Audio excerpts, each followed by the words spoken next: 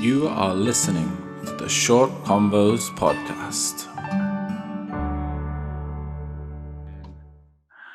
And boom, we're live. Am I introducing it now? Welcome to episode 10. Is it 10 or 9 of the 10. Short Convos podcast? I am Jacey, Warrior of Light, Cashman. And as Miralai over here, we're available on YouTube, iTunes, Spotify. I think Google has a podcast platform now. We're everywhere. We're everywhere. However Like, you like to comment, listen. and all of that. Yeah, all that good stuff. You go first. How was your week? My week was absolutely fine, for want of a better word. We had some rough news as a household. I don't know how much she'll want me to go into it on this, but my wife's up for redundancy, not made redundant, but in the consideration pool for redundancy. So that was a bit rough, but we're powering through. We're not letting it be the end of us or anything. So other than that, normal stuff, but that kind of put a bit of a shadow over the week, I'd say.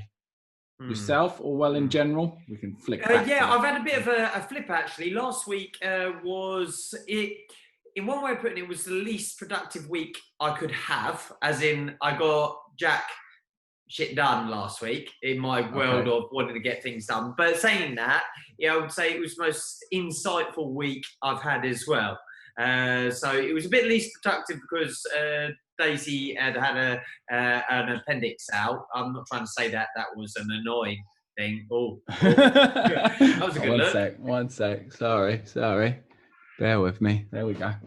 Carry on. Yeah. As if for those on Spotify and that, Az was doing some funny faces. I'm not saying that Daisy's having an appendix out was an inconvenience. I'm just saying it meant, for a bit of care and attention and things like that. And I just wasn't feeling all that on it last week. But this week I am in beast mode, and the week is running away from me because I'm not when you don't feel like you've got enough time. It's like that, but I look at it as I'm using time so well. It's just flying away from me because I'm just a beast and it's just running away. So yeah, I think last week was really insightful as well from the last podcast. In case anyone has just jumped in on this episode, we caught up about the whole Black Lives Matter thing with a good friend Jenny from New York, from the Bronx, and it was a good chat, wasn't it? Good convo. Yeah, very, very insightful, and we always speak about how at the end of these podcasts we feel like we come away, with a kind of renewed sense of energy. It was a bit different last week because I came away very energized, but it was so insightful. I think we took a lot away from it. I highly recommend everyone to go watch it if you haven't done already. Yeah, watch it as well because it's worth visually seeing it, isn't it? The emotion and the passion. I felt a little bit overwhelmed at times recently. I think seeing things go back to the norm, or out of lockdown, shops open, that kind of thing. It still reminds you're like a little bit. Well, what is happening? Kind of thing. What has happened? I felt a little bit overwhelmed. Someone today said they've been listening to the previous podcasts where we were first talking about the lockdown, and they said that was quite interesting on reflection as well. So I don't know if you've noticed anything. I knew this was coming, so I'm a little bit more. I feel a bit more in control of it, but I knew that us, in terms of our industry as martial art instructors, that we were going to have a second darkness, not necessarily a second wave, but I knew the stage would come where the majority of the world would get to go back to normality, and we would still not be back to normality. And I knew it would hit us, and I knew it would hurt, and it has done. Like seeing people go to shops and seeing people talk about going back to work, and knowing that we are still not, as we would call it, back to work. That took its toll. But again, like I said, I kind of preempted it, and I'm now kind of controlling myself that I'm not getting too worked up by it, if that makes sense. Yeah, it's not a biggie. It's just the emotions, just the feeling of the week. I think tell me if I'm wrong, or maybe our listeners can, because someone mentioned it. With what we do with the martial arts, I'm sure people are the same with dancing, with art, with music, whatever it is. Whenever we get together, we always talk about martial arts. It always comes up. It is our daily thing. Am I right in saying the podcast before Jaddies, we didn't mention it once? I'd have to go back and listen. Yeah, but we're gonna have to check that out. So what would that, I mean, that was our wouldn't it? intention, I guess, basically. It wasn't our intention not to speak about martial arts, but it was our intention to speak about everything else. So if we're doing that, then go us. But it's already come up in this one. I was just thinking, it didn't go well, but we didn't mention it. I wanted to ask you this week what loyalty means to you, because it just came to my mind the other week from a couple of perspectives. So first of all, loyalty as yourself to your, I suppose, beliefs, to the clubs or the people you follow, or your subscriptions, shall we say, your loyalty, and also how you see loyalty from others to what you do. And it just came up because I was just thinking this whole situation with the whole COVID-19, it has shown everyone's true colours. And when I bring up loyalty, I don't mean it necessarily in a negative or positive way, but just really what does loyalty mean? Yeah, it's so interesting you bring this up. Someone posted something the other day, and it said something like, if you're testing in tune with the ones and the zeros. If you're testing people's loyalty through a pandemic, it's something along the lines of saying you're being narcissistic, that this isn't the time to test people's loyalty. And that just made me stop and think, because I went from it from two ways, as I guess this is why you're saying it, is part of me is like, well, if this isn't the time to test loyalty, then when is? Like, when shit hits the fan, that's when you find out who's really with you, who's really not. But then the other side of it is that compassionate side, that everyone is dealing with different stuff at the minute in very different ways, and maybe you're not seeing it. So to judge them on if they're being quote unquote loyal to you, we might not know what's going on the other side. Like, people might not know that my wife is going through redundancy and how that's affecting me, or that your daughter just had her appendix out. Loyalty is a tricky one. I think same with the word respect, because it's something I think loyalty has to be earned. You don't want blind loyalty. That's a really dangerous thing, when people just follow you, or you just follow people regardless of what they say, what they do, and how they change. So I think to be loyal, it also requires someone to do something worth being loyal to. That makes sense? Yeah, definitely. Yeah. Definitely. Why did it come up? Yeah, why did it come up? I don't know, really, actually. I suppose, just in my mind, or I might have been talking to someone about it, and it just thought, you know what, I'll chat to Az about loyalty and everything. And I think it's just the current climate and everything that we're in, and how people are possibly questioning how they did things before, and maybe changing ways. So have you changed anything from a loyalty point of view, going back, or no? I think if anything, it's reinforced my loyalties. Like this has been a real good thing for me, that I've noticed that the people I keep around me are the right people. Like people like yourself and certain friends and family have all either really stepped up to the plate, or just been very much exactly who I thought they were going to be in a bad situation such as this. So it's just kind of confirmed to me that I've made the right choices in terms of the people I'm keeping around me. I haven't had anyone where I've had to question my loyalty to them, or their loyalty back to me. But I'm quite a forgiving person. So I don't know, sometimes I've been loyal for longer than I should have. Again, kind of almost blind loyalty, where when I look back on it, I just think, no, the person was in the wrong, and I probably should have stepped away from that situation sooner. But loyalty kept me there for maybe longer than I should have been. So that's when you're saying, so that's a good example of bad loyalty, isn't it then? Yeah, it's a bit of a two-way street with it, isn't it? Double-edged sword.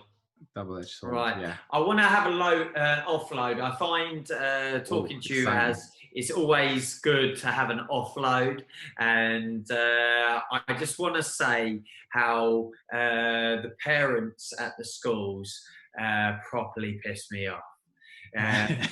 You know, the way that they go on. I'm not trying to make myself a separate entity because I'm sure I annoy people as well. But yeah, no, I'm entitled to an offload. But it's like when you're queuing for your kid and then there's some parent like 2 meters back they're telling you about how they couldn't get a carrot at the supermarket, but you can hear them clearly, and they're not pleased with how their child is being treated, and it's like, oh, shut up, man! I don't. What I'm getting at is this energy. I don't like it around me. I don't like that kind of energy around me. So yeah, Moaning, but like I know what you mean. Stuff that you have absolutely no control about, but yet you can't seem to shut up complaining about. Yeah, it's. I suppose moaning's the only way of kind of putting it, but it's when someone else did say, you know, we always talk about martial arts. I suppose we're moaning old men right now, aren't we? Yeah. But we're doing it, and you can choose to turn it off or not. It's encroaching in my space, literally to the point where I'm considering getting some AirPods or wearing headphones to pick up my daughter from school because I don't want to hear it. I don't care that you were late for work because you had to change the kids this and everything else. Just keep it to yourself. Just do it on your own podcast or talk to your own friends in your own time about it on your weekly chat. It's almost like it's done. I have had a really bad day and I want you all to hear it. And no, it's almost done to that point. How, like, without trying to sound like I'm being your shrink, how does it make you feel? Because when I hear stuff like that, I have to hold back laughter for how pathetic they're being. Like, I find it difficult not to just piss myself laughing. But it seems to anger you. It makes me want to advise. It makes me want to go over and say something about it. Like someone the other day was standing in front, like 10 meters in front, could hear him as blatantly as day, and they were saying, God, this 2 meter rule's all wrong. This 2 meter rule's wrong. It should be 1 meter, because that's what it is. That's what and he's talking like he's reading it off of a newspaper, off of a news publication. And what it makes me feel like is I want to go up to him and say, excuse me, you know, it's something there I'm contemplating and, you know, thinking through because it affects my business and everything else. What is your expert advice on this? Because clearly you know a lot about this and you need to educate me. That's how I feel.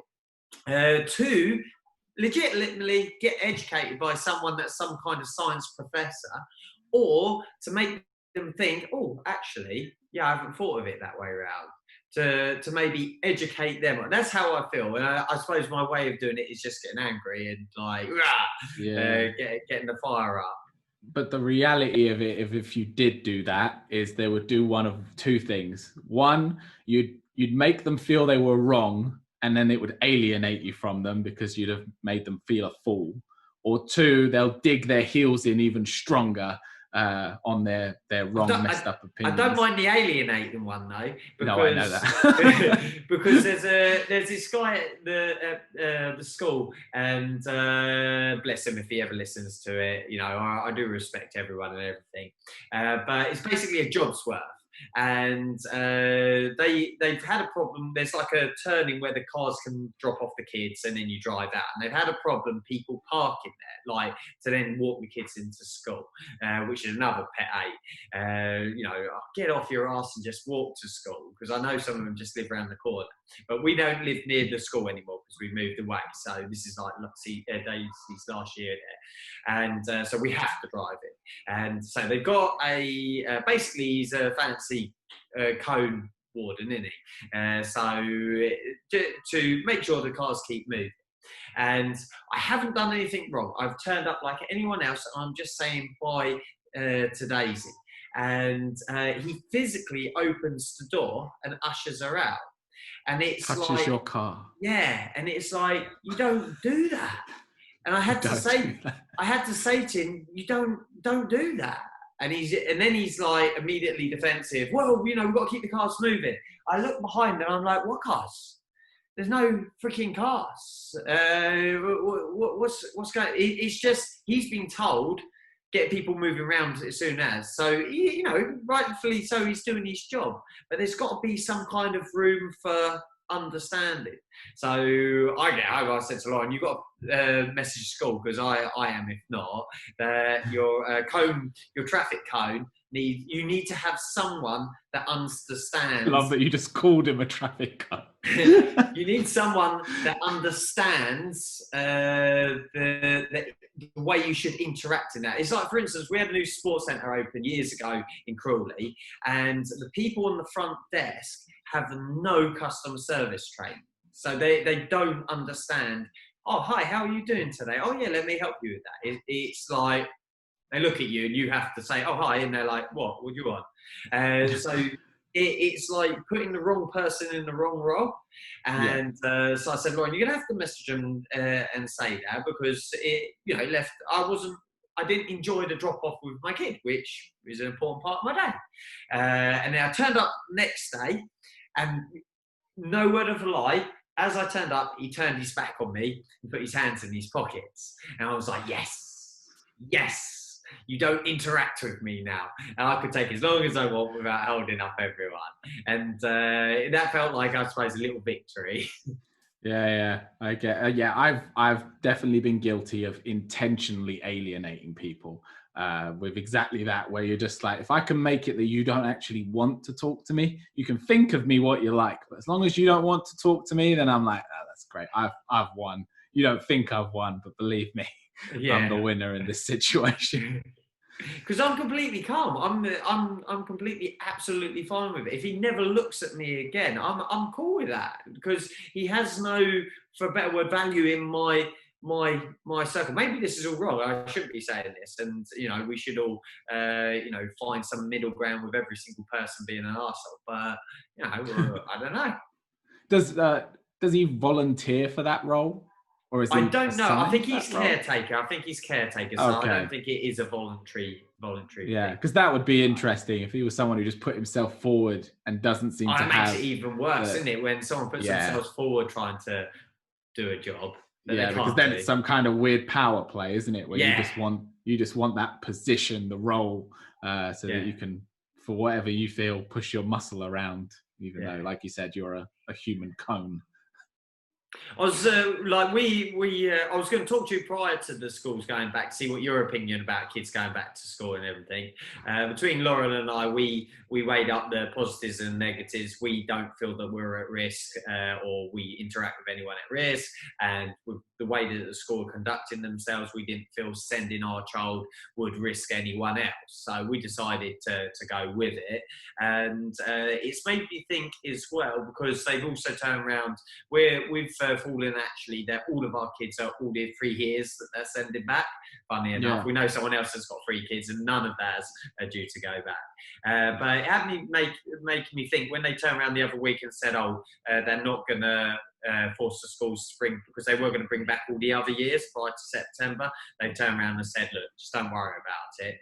It made me think, are kids missing stuff with school? Because then there starts to be this whole, oh my gosh, there's a problem because we've not got our kids at school. My kids now going to be stupid because they've lost 6 months education. They've got to catch up and everything else. I know there's going to be quite a diverse home learning, like some parents are going to go out their way to do it properly for their kids, like I think we would like to think we have, but with a relaxed feel about it, like they don't have to get into school uniform every morning or that kind of thing. And then again, there's going to be some that have just let their kids stay in their room playing games all day, haven't they? Yeah. But have the kids, what it had me thinking the other week is, have the kids really missed anything? If you just find a middle ground in that the school has provided some work, they have been doing a bit of work, have they gained what they would have lost with interaction with the family, playing outside in the mud, just being a part of this situation. So, like, for instance, Daisy having her appendix out, like, she was really, really nervous. You know, first operation she's ever had or anything like that. I've never had an operation. Really nervous before going into the theatre. And I said, this will make you a better person because of it. This experience will make you deal with situations better. So actually, have these kids had a fortunate thing? Yeah, I think so. I think, well, like, it's hard to say, because if we're just talking about the middle ground, then I would say yes. But I think you do have to look at the spectrum, because there are some people who I think are going to come out of this negatively. Like, my mum works for a school that's quite a poor area. Like, the parents don't have a lot of money. And for them, the free school meal is actually how they feed their children. And they're having, you know, reports of these parents saying, look, I'm actually struggling now. I got 4 mouths to feed, and I was used to them all having lunch at school, and now they're not. And they're struggling. So you know, across the board, I think there's issues. I think if, let's say, you're talking about the people who have the opportunity, they can do some homeschooling, they're not worried about feeding themselves, then I think it's what you're gonna get out what you put into it, aren't you? I remember an old news story about a family that took their kids out of school and sailed a boat around the world for a year, and homeschooled them a little bit on the boat, but obviously not the same. But I just thought, well, that's life experience that you're never going to get. I could put you in school for 20 years. You're not going to learn what they must have learned going around the world, seeing all these different cultures, interacting. And I think it's the same. I think you have an opportunity now, like you said, for unprecedented time with your loved ones, spending time on stuff you care about, spending time on hobbies. But you could just spend the whole time in your bedroom playing PlayStation if you wanted, and if your parents wanted. But I think there's been a great opportunity here, depending on the way you look at things. And like, for our girls, like, sort of, you know, bigging ourselves up a bit, but like, I've stayed really busy. You know, the martial art community that we and those loyal, you know, people that we surround ourselels with, they've stayed really busy. As in, you know, we're not going to sit back, and we're not furloughed. We're not going to. We've got to come out of this strong, you know, to survive. Yeah. And our girls have been able to see us day to day. Me get up on a Saturday morning when I wouldn't usually teach, and teach a beginners and a family class and everything, because necessity is to do that. They've seen me go and buy some things to put stuff up to, and they've integrated into, okay, right, we're in survival mode now, and all those kind of things, which if this didn't happen, they wouldn't have seen. So I think it's teaching them those tools for if something like this or similar ever came up again. Yeah, I think when we're talking about, I don't know if we would call us, we're talking here about people who are relatively comfortable in life, in the sense that kids can go to school, you have a job that earns money, and then suddenly crisis hits. And what this has been for us anyway, hopefully so far, is like a safe crisis. Like, no one's going to die out of this. It's not like mum got cancer. That's like horrific, but it's a crisis that no matter how much money you had or how comfortable your life was, it's going to flip your world upside down overnight. Whereas this is exactly that, where, you know, we were earning good money from our jobs, everything was flowing well, we were enjoying what we do, our families were happy, the kids were happy, and everything overnight got flipped on its head. And I think that's a very powerful thing for people to experience, because I think that happens to everyone at some stage in life, like whether it be when your parents die or anything down to like a dog dying. You're going to experience something which from one day to the next day, you're going to feel completely different, and you're going to look at the world completely different. Like, the world's going to change.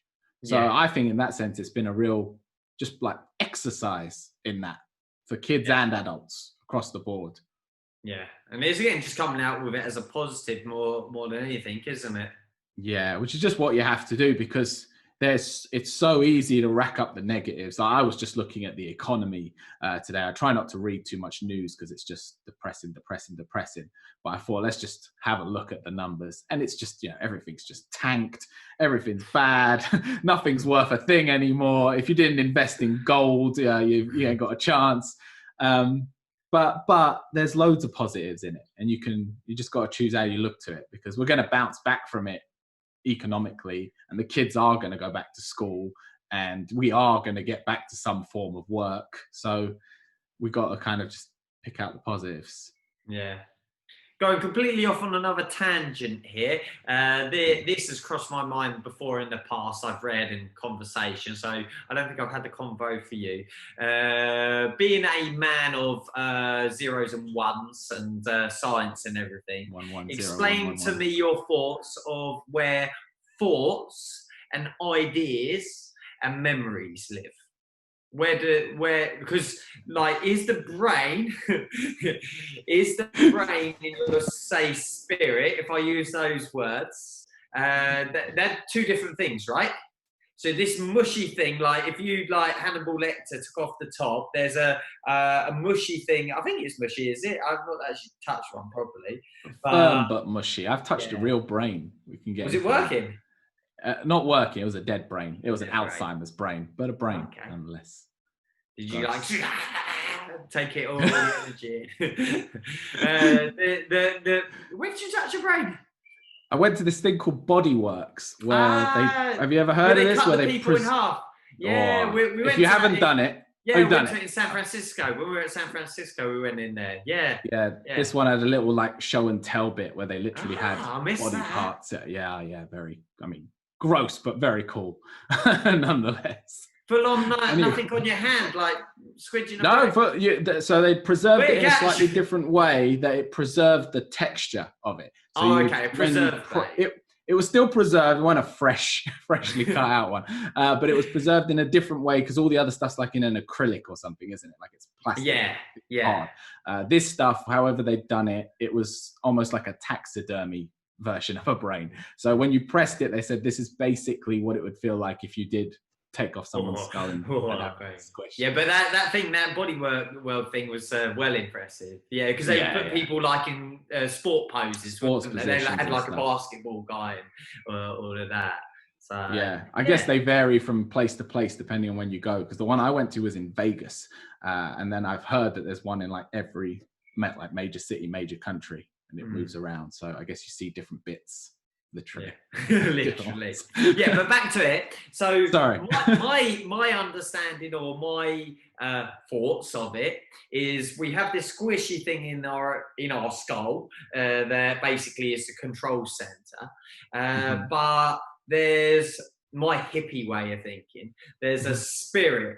There's a separate entity where thoughts, emotions, ideas, memory, maybe not emotions, but definitely thoughts, ideas, and memory and everything live. What's your take on that, O's and ones? Well, the science take, which isn't necessarily just what I think, but they do brain scans where they either show people, let's say, for example, a picture from a memory, and they've now mapped where certain things happen in the brain. So the bit of the brain that lights up, as in where the blood flows to when you are accessing memories, when you're thinking of new ideas, and all of this has been mapped in the brain.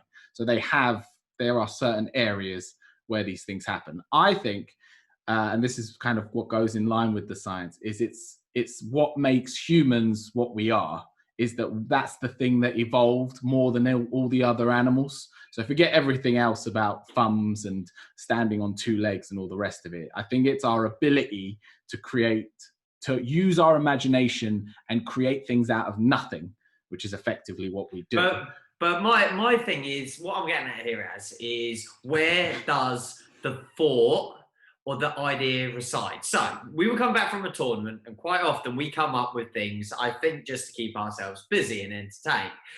We were on a ferry once, just so I'll go off on an example. We were on a ferry, and I said to Ian, because Ian's always the man that you have to ask. Ian, I said to Ian, how many miles does a ferry do?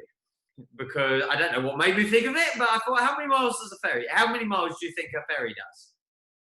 I don't even understand what. Oh, and it's okay. So the mileage on I couldn't even begin to guess. There must have been a car magazine, and someone was buying a car and said, "Oh, how many miles has that car done?" You know, when you buy a car, mileage sort of is the standard to its value. So how many miles how do they equate mileage to a ferry? We did a bit of research, and here I educate you on this. And it's done on time rather than miles, because basically the engine runs constantly, and so they time how long the engine's basically been running, because it constantly goes backward and forward rather than the mileage that it covers, and that basically gives the value. And they reckon, I think it was this, they said they on average do like 1 million miles, something like that, these ferries, before they're then shipped off to the Far East, where they're then turned into whatever else they are used out there. And then we're on a trip coming back from a tournament, and I said to Ian, and those that were in the car, I said, how does a calculator work? So just let's not go like, iPhone calculator. Let's go old school, raised buttons, solar panel, just the numbers, none Casio. of the science. Yeah, Casio, old school. How can I go just a simple sum, 1 + 1, and literally before I press 0, it goes 2. How, and then you take it apart, you undo all the screws, and you get like that green thing, and there's a little bit that attaches to the screen. How the fuck does that do that? And then you can go 5, 6, 7, 8, 9, 10, 11, 12, plus this, plus that, times that, and then you don't think, it just does it. Just does, yes. Well, I mean, if we're talking about a calculator specifically, are we talking about a calculator specifically? Yeah. It's.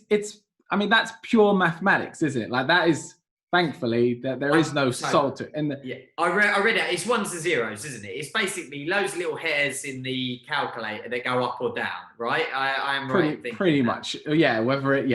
Yes. Let's say that, which makes sense. But yeah, it is all based on ones and zeros, and 1 + 1 is 1. So the calculator doesn't need to work it out. And the same way that maths has theory, but it also has proven law. Like there are mathematical laws, they're proven. So with all that information that's in the calculator programmed into it, it doesn't need to think. As long as you punch in the correct sequence, it will spit out the correct but this is where I'm still stuck. Like they talk, like I get how they arrive at the numbers. I get that now. I get the process. Yeah. Like you said, the blood to the brain. So this is where I'm tying it in. I get the blood to the brain and the parts of the brain.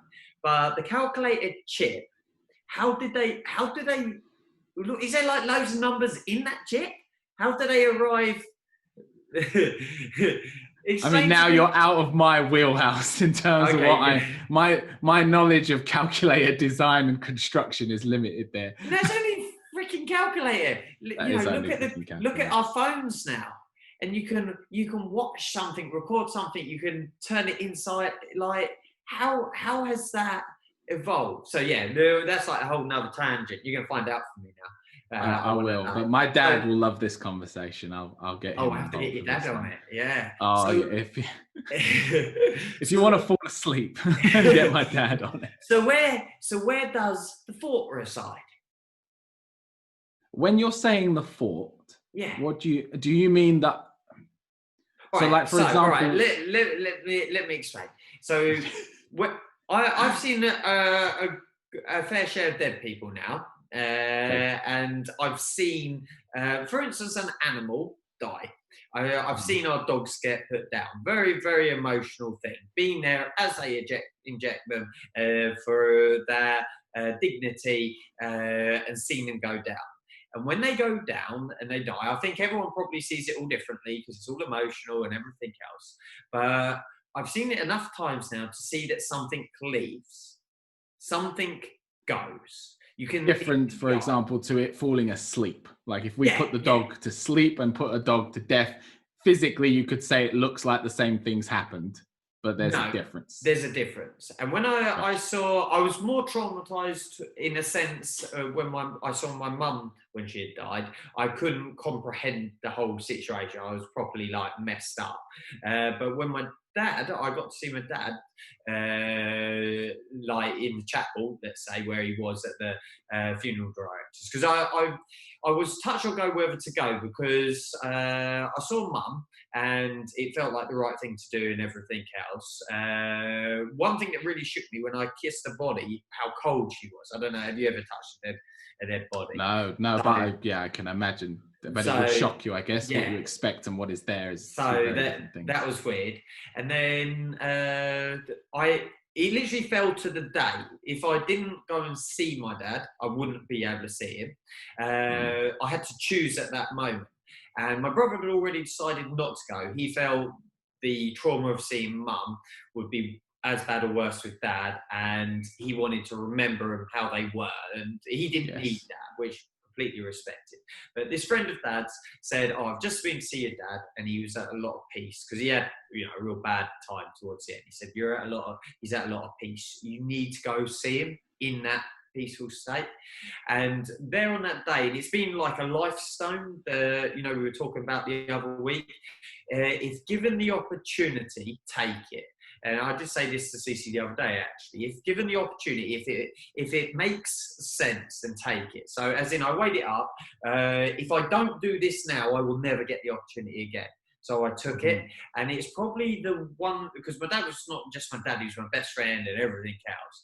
And it was probably one of the most enlightening things I've ever done, to sit in a room with him alone, with his dead body. And they obviously make him smile and all of that, but his spirit wasn't there. In a sense, it was just a shell, if that makes any sense. The spirit was, I could remember him. Without going. So what I'm getting at is where does, because those thoughts and that, they're not in his brain laying there, are they? No. So where are they?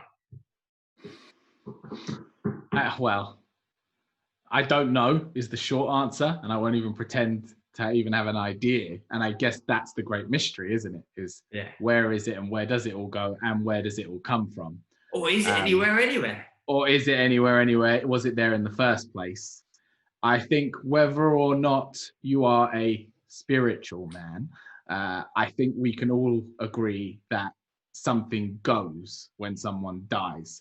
And let's say you could reanimate that body, like put electricity through it and make it move. It will never be what it was. It's that part has gone, and there is no getting that back.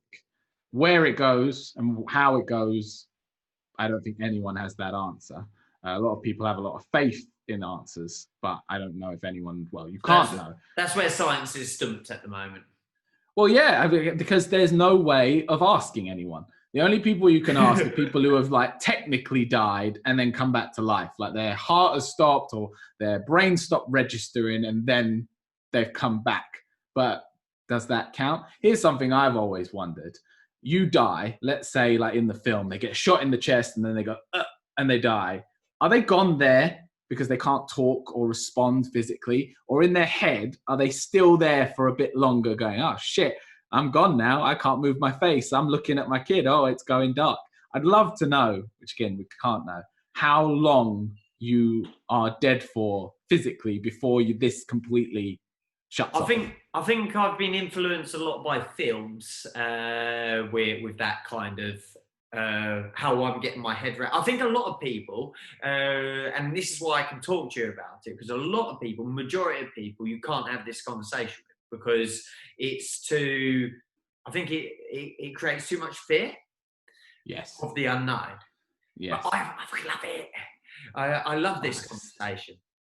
I think it's the only thing that really matters at the end of the day. Everything else aside, that's really what everyone's on the same journey to that. So regardless of who you are, what your background is, what you're doing in your life right now, we're all going to the same thing sooner or later. So it's just, and no one knows where we're going. It's such a trip that no one knows what we're going to do, where we're going to go, but we all know we're going there. We're all in the same bus. And because some people could be listening to this and saying, "Oh, they're being very doom and gloom." Like I've had it before. I've been talking and someone's been like earwigging, and then they've come over and they say, "Oh man, lighten up." And it's like, no, you don't get much lighter than this. This is proper good conversation. But a lot of people, like you said, it's fear. And what most people do when they're afraid is they bury their head in the sand or they turn away from fear. Your guy, the traffic cone, turns away and puts his hands in his pockets. And it's exactly the same. You see no evil, hear no evil, all of that stuff. But I think you've got to stare it dead in the face, don't you? Because that's where it's all at. That's what it's all about. But I can understand why some people would never want to go there. But I think it's where all the answers lie. The films, I think, have had a big influence in mine. So there's Jacob's Ladder, I think it's called, with Tim Robbins from Shawshank Redemption. It's basically how. Oh, I'll give it away if anyone's. Have you seen it? I haven't seen it, but give it away. I'm not thinking about it. It's basically him stuck, not knowing he's dead. Huh. And how if you perceive it to be if you're not wanting to die, it'd be devil's taking you away. And if you're then comfortable with what's happened to yourself, it's angels taking you away. It's all about perception of that moment when you die. And then there was another one that just came to mind, but I forgot it now. There's a few. I think that's where my perception of what happens next is. That's how I sort of create some kind of understanding, I suppose, of it all. Yeah, it is from films. And like with the thoughts and ideas kind of thing, just slightly off the death tangent, is I read something a little while ago where this it's more than a little while, it's a long time ago now, and they were trying to explain or they were trying to discover what ideas were, and they were starting to think that what if all, like, take inventions, so take Einstein and all of the great minds of our time, our race, that have come up with an idea, and like a calculator, who thought up that idea? And this person was saying that maybe that it's like a tree of thoughts, and there's all these apples of thoughts, and you're able to pick an apple and pick a thought. That's what it is. And that's what that thought of the cure to something, or that's where it comes from. And I can't think of a decent example. And what's happened in recent human times is everyone's gone mad and picked off all the lower apples, and we're getting less inventions, because it's only like the iPhone 8, 9, 10. It's not a new iPhone at the moment, is it? No. So all of those apples are being picked. They're just like growing different ones. And people are having to evolve more to be able to reach the higher apples, where we're then going to suddenly have, like, imagine telling my grandfather, who was born in the 20s, that there was going to be a device that you could call and speak to someone. It wouldn't have been comprehensible, would it? So there's going to be something in 100 years from now that you'd like to think, wouldn't you? Or we're all living underground, hiding from COVID-19. Yeah, there's certain points of time where there's been a massive leap. And I guess the one you're talking about is the microchip. So it was our ability to take a computer that filled a room, that could do what a calculator does now, and shrink it into this tiny thing. And really what we've been doing over the last 30 odd 40 years is just refining that technology. But what's going to be after that technology? It was the same with batteries. I think that's the next big step. So I think we're going to have to whatever comes after batteries and all of this, that's going to be when we take the next giant leap, because a lot of our stuff is to spaceships. Well, yeah, because I think the biggest issue we have with going somewhere else is having the energy to get there. It's having enough fuel and enough power to get us to what, let's say, the other Earth, the other place that looks like our planet and has life on it. But isn't there the whole time relativity issue of all of that as well? So let's say, for instance, we right now had a ship that could take us to, say, the sun, for instance. Let's say the sun was inhabitable. So how long does light take to? Is that 8 minutes or 8 seconds? What is it? from the sun to the. Probably you're the science You're going to have to give me like some pre-information. Look, we're going to have to pull this up. We cannot not know this. Oh, yeah. The speed of light. Yeah. Sorry, this is terrible podcasting from us now, isn't it? Yeah. The speed of light is... It's mileage. It's not done in time. It's done in mileage, isn't it? But from the sun to the earth. Sun to the earth. The distance from the sun to the earth. How long does it take light to get from sun to the earth? Light travel. It's 8 something, I'm sure. Or 7.63. It takes 499 seconds for light to travel from the sun to the earth. It's called 1 astronomical unit. Oh, okay. I was completely off there. What was I thinking of? Well, anyway. Hold on. We've gone on a real tangent now. We have. So if you had the speed, something to fly the speed of light, right. And you sat in it, let's say it took 2 seconds there, 2 seconds back. Because you're traveling at that speed of light, it's relative to you. So you would only age like 2 seconds. But because you're traveling at the speed of light, anyone that you left behind would age by, this isn't right science, by years. By years, when you get back, they're all going to be old or dead. Yes. And it's like, isn't that our problem? Not energy. You're saying that we want to come back though. Oh yeah, all right, yeah, no. That's the. I don't know if we're coming, because I think a big part of there's a lot of guys who talk about this, that eventually we're going to have to leave this rock. Like we're either gonna the only way human life is going to continue to exist is that we get off, depending on being on this bit of rock. So I don't know how much of it will be about coming back. I think it'll be how do we get there and then morph it and inhabit it and make it work for us. Yeah. How did we go from death to that? I'm going to have to listen to this one back. Yeah, definitely. But so we got stumped on where memories and that live. Maybe someone could educate us and give us a bit more of a scientific explanation for calculators and light travel. We went deep today. I like it. So. Maybe we need a Trekkie on. They could do both, couldn't they?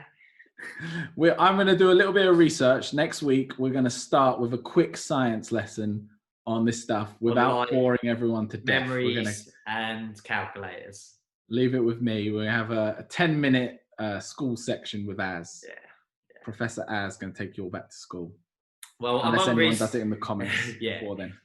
I'm hungry, so I'm going to go eat, but my soul feels full. Soul belly is... It's bursting at the seams. Yeah, I've had a nice appetizer with this. This has been very good. So pleasure thank you as always. Thank you. We'll catch up soon. Peace out, guys. Nice one.